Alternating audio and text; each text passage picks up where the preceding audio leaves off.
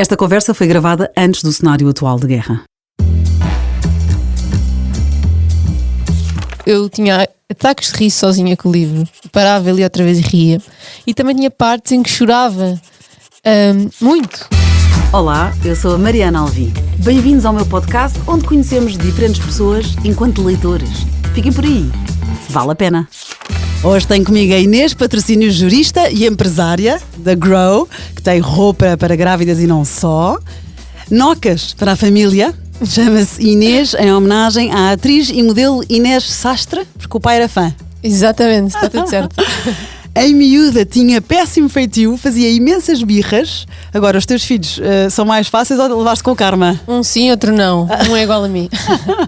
Eu tenho dois filhos especialmente, um especialmente difícil para comer e os meus pais riem-se mesmo. Karma. Não é a menina de ginásio, mas gosta de desporto, faz bem ski, paddle e em miúda teve aulas de esgrima e tiro com arco. É isso. Como é que sabes isso? Isso é sempre a surpreender. Andei aqui, foi um desafio, mas consegui. Canta bem, sabe tocar viola. E praticas? Às vezes, tocava muito em miúda, nos campos de férias com o meu pai. Hoje em dia não toco tanto, mas sim, às vezes em serões, quando tenho oportunidade. Mas também não toco muito bem, dou uns toques. Cantar, eu não tenho uma grande voz. Quem disse isso, claramente. Sou afinada, tenho ouvido. Ok. Não tenho vozeirão. Tive duas fontes e uma disse que és muito afinada, mas a outra disse canta lindamente. Uau. Como que quer e não engorda. Não gostas de refrigerantes com gás. Sim. Adoras conduzir tanto motas como carros e tens bom sentido de orientação. Isso está tudo certo. Não precisas do Waze, eu não vivo sem Waze. Só se há algum sítio que eu não sei mesmo onde é que é, uso o Waze, mas a partir do momento em que fui lá uma vez já não preciso mais. Que sorte! Dá jeito. Não gostas de andar de avião? Não. E sempre foi assim ou é recente? Sempre foi assim e está a piorar. Não tem a ver com a maternidade? A mim piorou a cada filho que nasceu. Sim, talvez, mas quanto mais ando, mais medo tenho. Não é racional. Tipo, eu já fiz aqueles cursos e já me fui enfermar, já pesquisei imenso e sei que não é racional, não consigo controlar. Fazes uma cena ou estás a esmigalhar a cadeira com as mãos? Ou... Bebo um copo de vinho tinto. Resulta mesmo bem. Olha, tenho que experimentar porque eu também tenho ótimo, medo. porque eu não gosto de tomar comprimidos, então faço isso. Eu também tenho medo das drogas. Que giro, olha, a única vez que eu não tive medo, é horrível dizer isto, a única vez que eu não tive medo foi porque estava com os meus 3 filhos, estávamos todos juntos. E tu pensaste, pronto, Olha. Se acontecer alguma coisa, ao menos estamos juntos. Sim, não é muito simpático se calhar, mas Não. estou a ser honesta. Então, a Inês almoça muitas vezes em casa da mãe e rouba-lhe roupa que a mãe depois se queixa que não devolve. A fonte é a minha mãe. Não, por acaso não. São 2 irmãs tuas. Sim, a minha mãe é assim o nosso centro aqui no Restelo, então nós às vezes vamos lá almoçar. E roubar roupa é todas umas às outras, não sou só eu. Pois vocês são quantas irmãs? Somos 6. Pois. Roubamos bastante umas às outras. Mas têm que devolver. Sim, às vezes há um delayzinho, mas devolvemos. A Inês é tão fã do Churchill que até hoje ainda tem fotografias na parede. Sim, fotografias, quadros, bustos. Que giro. E vê-se isso nas leituras que prefere. Já lá vamos. Bem-vinda, Inês. Obrigada. Então, os teus hábitos de leitura? Os meus hábitos de leitura, sim, eu acho que tenho um bocadinho essa tendência de ler. Bem, acho que toda a gente, não é? As pessoas gostam de ler sobre temas que interessam. E a mim, em específico, claro, o Churchill desde muito cedo, mas mais em geral também a Segunda Guerra Mundial, mesmo a Guerra Fria, toda essa época. Acho que tenho sempre muita tendência para ir por aí nos livros em que escolho. Mas biografias sérias, ou seja, também lês ficção ou preferes mesmo já que leste as biografias? Não, eu por acaso biografias mesmo, biografias assim no sentido clássico não gosto tanto. Gosto não ficção, livros históricos não ficção, mas também gosto de romances históricos. Vou variando. Pois, com os romances históricos, claro, aprendes aí as biografias. Sim. E são sempre baseados em factos reais também. Sem dúvida. E tu lês com que frequência? Como é que é a tua vida? Olha, eu fase mais intensa de leitura de sempre, eu diria que foi durante a minha adolescência. Comecei a ler o Harry Potter, era novíssima, e depois fui por aí adiante e comecei mesmo a ter aquele bichinho da leitura. E lembro-me de estar de férias com as minhas irmãs e delas me começarem literalmente a fazer bullying, a dizer que eu não saía do quarto porque passava as férias a ler. Bicho do mato. Sim, bicho do mato, tens que ir apanhar sol, estás branca. Portanto, essa foi a fase mais intensa, provavelmente até aos 16, 17, 18 anos. Depois comecei a estudar, eu tirei Direito, tinha que ler muito. E nessa fase não li tanto fora do curso. O descanso era fechar livros. Era exatamente, é que Direito é um curso que se tem que ler muito, tem que se preparar aquilo tudo. Pronto. E então nessa fase não li tanto. Depois, quando me casei e não tinha filhos, tive ali um período, não tinha filhos, voltei a ler outra vez. Depois tive a Alice e o Pedro muito juntos, menos tempo para ler, e agora felizmente voltei a entrar outra vez no ritmo. No ritmo. E lês diariamente, consegues? Não, eu não leio diariamente, eu sou muito intensa com os livros. Normalmente, se apanho um livro que gosto, estou ali 4 dias em que tiro imenso tempo para ler e depois sou capaz de estar uma semana, às vezes 2 semanas sem ler outra vez. E nas férias é sempre um pico. Leio imenso nas férias. Desforras-te. E tu falaste nos teus autores favoritos, que era eu não sei como é que se diz este nome, ele é norueguês, Jostein Gaarder.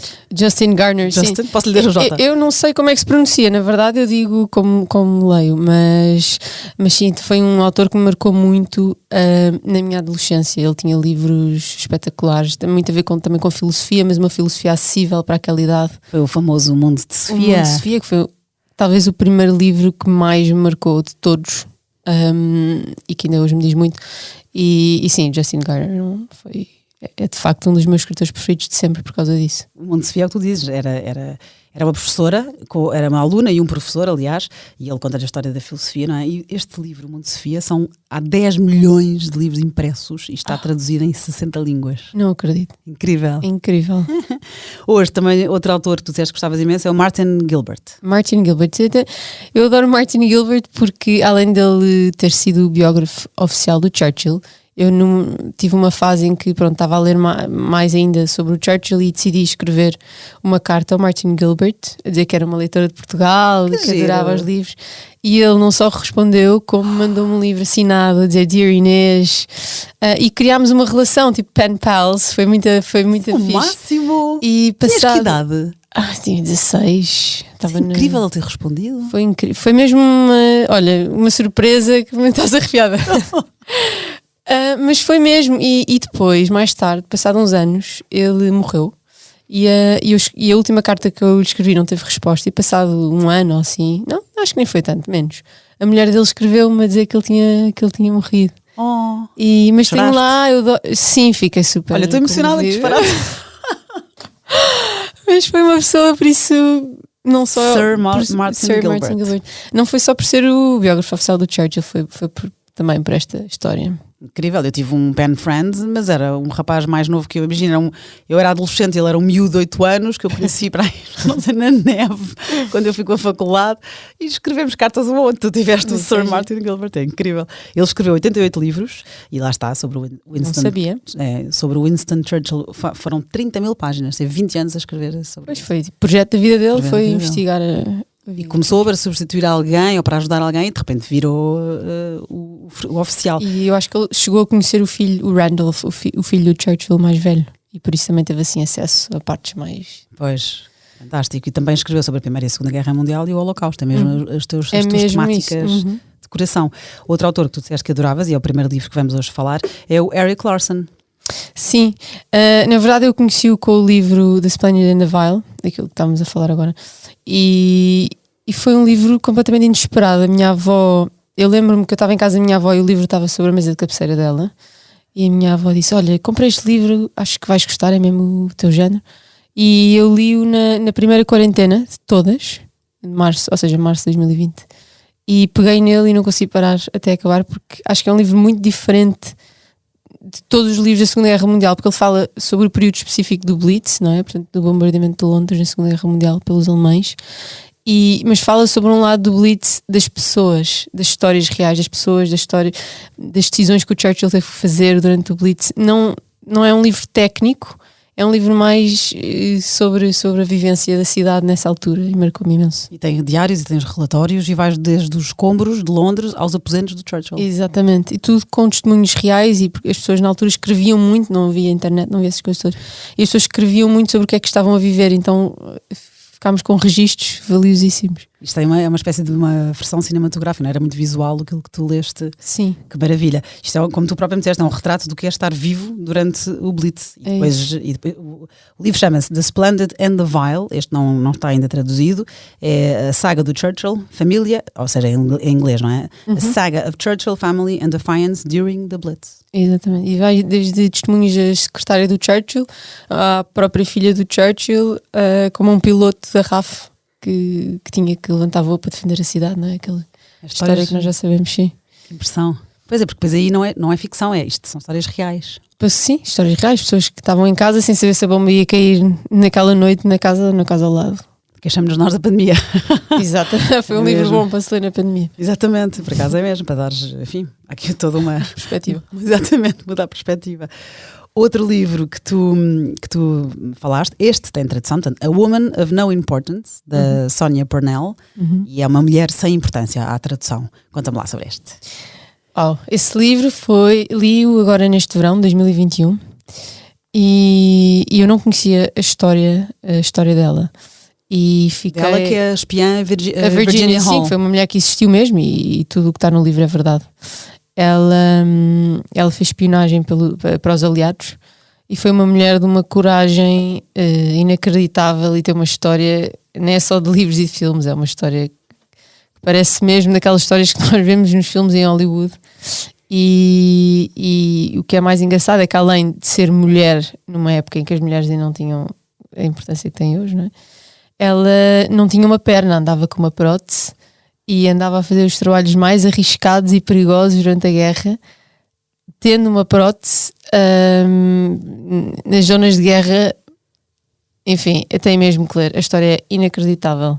E ela era considerada uma socialite americana, ou seja, não se dava por ela, quer dizer, quem diria... Ela era uma menina de bem, cresceu numa família rica, tinha privilegiada. Que ficar privilegiada, os pais que esperavam dela era que ela se casasse bem, e ela nunca quis isso, tinha imenso jeito para desporto, era muito corajosa e arregaçou mangas e foi para a Europa. E os feitos dela foram mesmo muito importantes para depois, para o decorrer da guerra e para a vitória dos aliados. Pois a história sobre ela, o que diz no Dr. Google é que ela ajudou a ganhar a Segunda Guerra Mundial, foi mesmo procurada pela Gestapo e fazia parte do Ministério da Guerra Não Cavalheiresca de Winston Churchill. Exatamente. E este livro foi considerado the best book of the year e um dos 10 melhores livros a ler sobre a Segunda Guerra Mundial. Isso eu não sabia.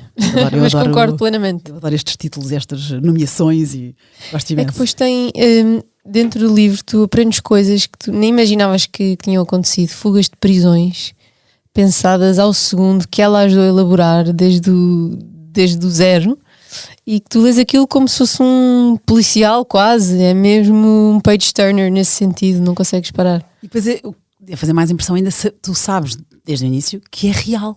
Sim, exatamente. Mexe mais, não é? Mexe muito. Ela foi a primeira civil condecorada com a Distinguished Service Cross, em 45. Portanto, ela era uma mulher excepcional. Também estamos a falar da Virginia Hall e o livro é Uma Mulher Sem Importância, escrito pela Sonia Purnell. A Sonia Purnell, não sei se estou a dizer bem o nome, mas pronto, Purnell. Ela era uma escritora britânica e jornalista do The Economist, do Daily Telegraph, do Sunday Times, e escreveu outro livro, não sei se tu conheces, mas é o teu género também, Clementine, The Life of Mrs. Winston Churchill. É um dos meus livros preferidos, top 5. Olha, boa. Engraçado, porque eu li-os no mesmo verão. Mas não fiz logo a associação, ou seja, não fui ler A Woman of No Importance por causa do livro da Clementine. Mas de facto... são os meus dois livros preferidos, um dos meus dois livros preferidos. Giro, eu fiquei cheio de vontade de ler. Então, A Woman of No Importance, Uma Mulher Sem Importância, da Sonia Purnell, e a própria autora escreveu Clementine, não sei também se há tradução ou não, The Life of Mrs. Winston Churchill. Sim, é giro porque conta um lado da vida familiar do Churchill, que muita gente não conhece. Nós conhecemos o Churchill das decisões importantes, o Churchill do appeasement, o Churchill, não é, que levou uma nação à vitória, uma e não só. E isso é a parte mais sensível dele. Eles têm 4 filhos, perderam uma filha com 2 anos. Não me estou a lembrar do nome, acho que era Marigold. E foi um trauma na vida do Churchill e um trauma na vida de Clementine.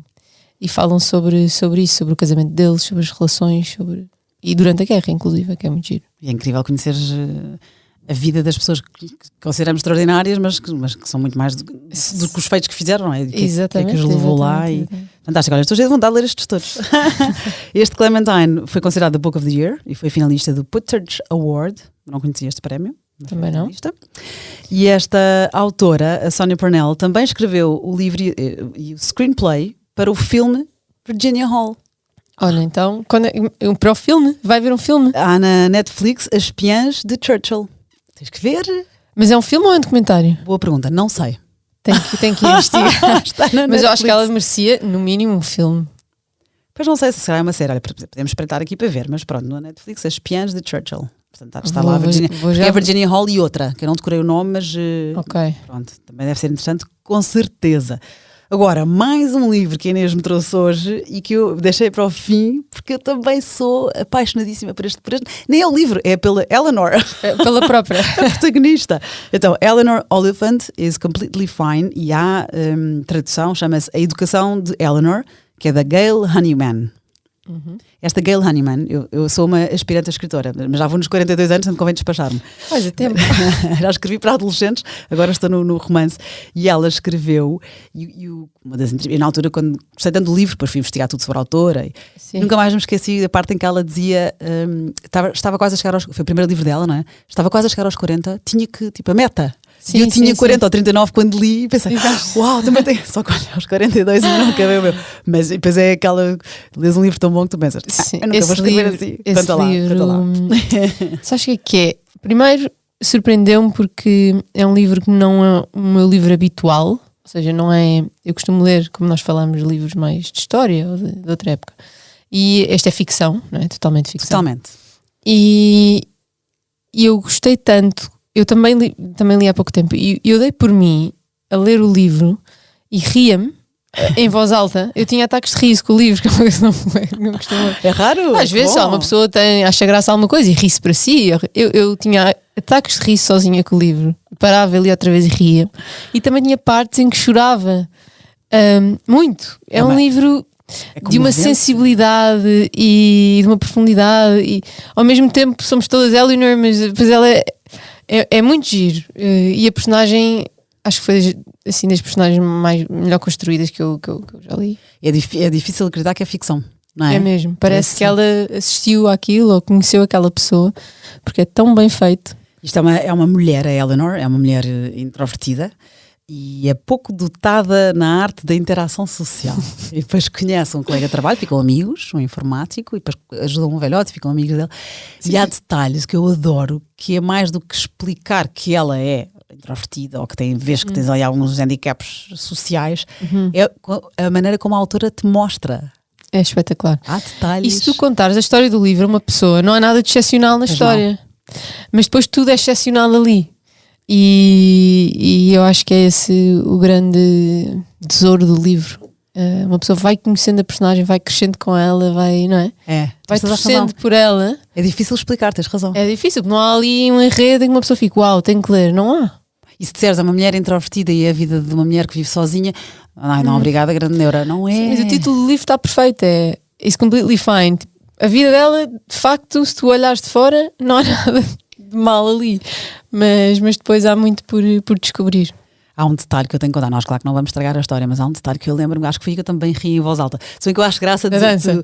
Não, tu vais-me contar isso, não te esqueças. Eu acho graça de tu dizeres que não costumas rir em voz alta, eu acho que é por duas razões. Primeiro, é difícil um livro conseguir isso. Sim, muito. E segundo, lês sempre coisas de Blitz e de desgraças. Sim, não, é verdade. É o teu comic relief merecido, se bem que isto não é nada de cómico. Mas há um detalhe maravilhoso. Mas eu ligo imenso aos detalhes, que é quando ela vai, imagina, beber uma cerveja com o colega de trabalho e de repente vai ela lá dentro buscar e volta e diz-lhe são $2 ou são 2 libras, ou já não sei, cobra-lhe, se eu for buscar uma cerveja para ti. Sim, ela é muito séria. Lá que eu ofereço. E ele fica tipo, fine, Eleanor. Exato, a maneira como ela não percebe que aquele momento ela pagou-lhe a cerveja. Não, deves não sei quanto. É espetacular. O momento que eu me ri mesmo, tipo, estava na praia, estava-me a rir sozinha. Foi o momento em que ela vai, não sei se é uma festa de família ou uma festa de empresa, acho que é uma festa de família, tipo family gathering, em que se está a observar as pessoas a comportar-se na pista de dança. Não sei se te lembras dessa cena. Conta lá.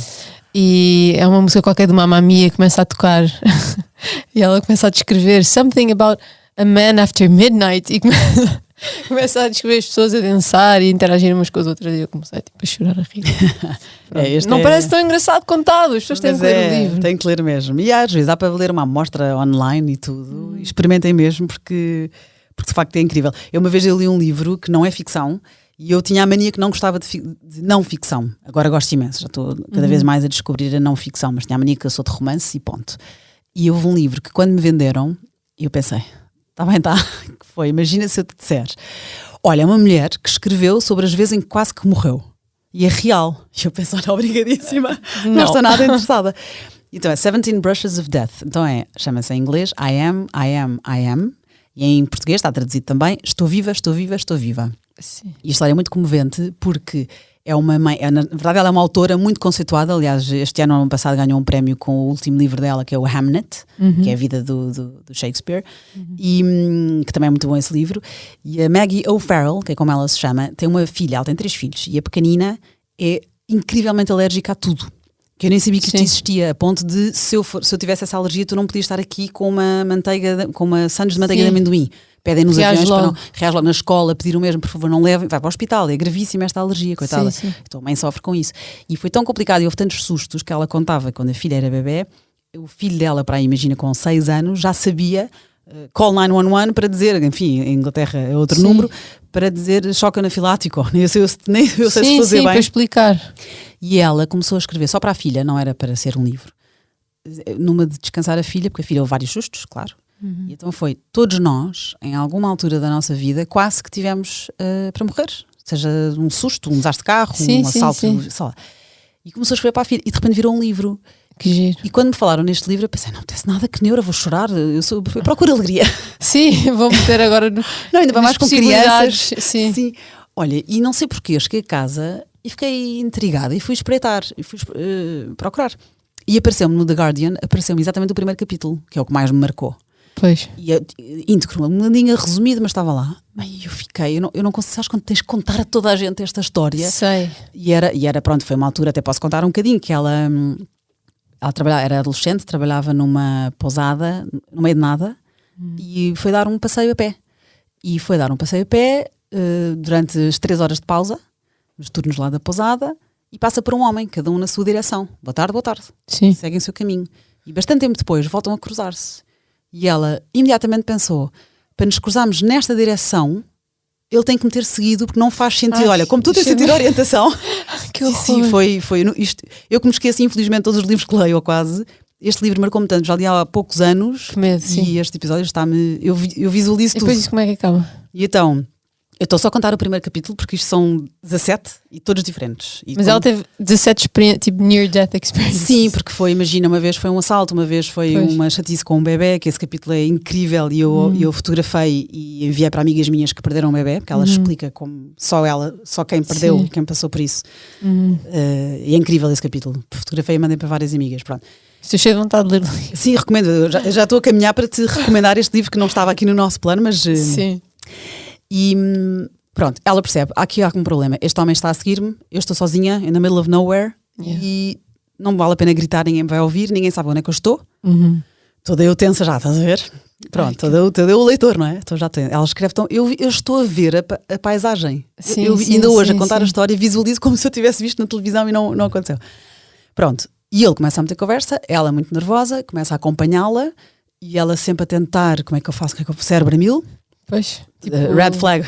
Acelerar o passo, ficar para trás, não valia a pena fugir, ele ganharia, não valia a pena gritar, ninguém ouviria. Pronto, depois às tantas ele quer mostrar uns patos num lago, ou se não eram um pato, era qualquer coisa, e empresta-lhe os binóculos dele e ele enfia o fio que pões à volta do pescoço, põe à volta do pescoço, da nuca dela, para ela ver algo que ele queria mostrar. Acho que eram uns patos, vá. Sim. E ela imediatamente tira, que sente tudo, invasão no espaço. Safa-se lá, obviamente ela contou esta história, portanto a história acaba bem, não é? Sim. Devolve-lhe os binóculos, ok, e depois começa, estou com pressa, estão à minha espera, começa a acelerar aí sim, estão à minha espera, aliás, devem estar aí a aparecer porque estão à minha procura, se eu chegar atrasada vão não sei o quê, e começa a falar pelos cotovelos para distrair, para não lhe dar tempo para nada. Pronto. Para não haver oportunidade. Acaba bem a história, ela volta à pousada. Foi tão estranho isto que ela foi à polícia contar, só que é um bocadinho, que tu dizes, olha, um homem mostrou-me os patos. E o que é que a polícia disse? Os polícias também, o que é que podem fazer? Ok, obrigada pelo relatório, tudo impecável, mas não há nada a fazer, não é um crime, não é? Sim. Uma semana depois aparece um carro da polícia à porta da pousada e ela estava a fazer uma cama e ela disse, eu soube que era para mim esta visita. Foram ter com ela. Sim, foram ter com ela e disseram, queremos falar outra vez sobre a sua queixa da semana passada. Houve um crime. E ela repete a história e quando ela conta a parte do fio dos... Olha, estou toda arrepiada. Ai, que horror, estou toda arrepiada. A parte dos fios dos binóculos foi esse o crime, foi essa arma do crime com outra rapariga coitadinha que estava com um namorado, sentiu-se mal, o namorado ficou no hotel, ele sentiu-se mal, ficou no hotel. Mas na mesma área e tudo? Não muito longe, e ela foi, não era o mesmo hotel onde ela trabalhava, e ela foi ao hiking sozinha, e pronto, acabou mal, a história é tristíssima, claro, e a Maggie O'Farrell, que é esta autora, demorou anos a contar esta história. Anos. E foi assim. Isso foi em que. Ela tinha pai de 18 anos. Já foi há muito tempo. Sim, ela hoje terá 40 e bastantes ou 50, não sei. Sim, foi há algum tempo. Sim, ela era, imagina, 18 anos, era um trabalho de verão. E pronto, e esta história é impressionante. E a maneira como ela escreve, eu fiquei doida com esta autora. E este livro marcou-me imenso. E cada capítulo são, pronto, há um assalto, há um susto, mas é.